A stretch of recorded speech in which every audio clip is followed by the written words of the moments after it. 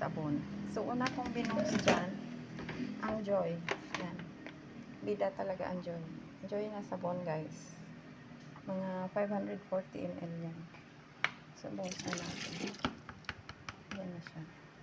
Tapos, yung susunod dyan ay ang bubble buster. Ayan. Pampabula. Bubble buster. Nabili lang namin ito sa Shopee, guys. Tapos, sunod natin ibuhos yan ay ang surfactant. Surfactant, guys. So, ito yung surfactant. Ayan. Bali, itong DIY kit na to, nabibili to sa Shopee.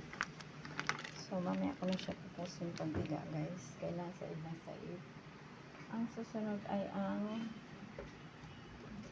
itong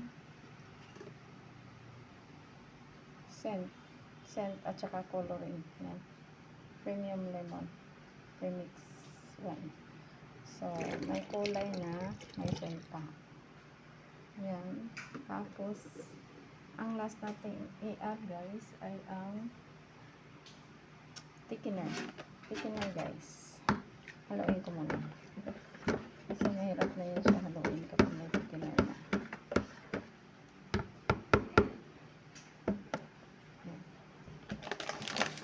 Ang sunod natin ay ang thickener.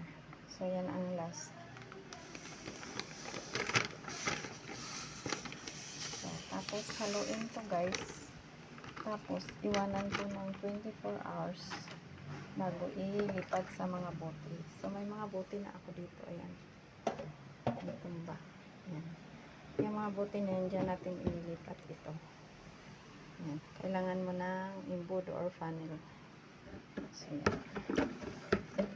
Haluin natin siya hanggang sa matunaw. Tapos, iwanan siya ng 24 hours. Then, lilipat mo na sa mga bote.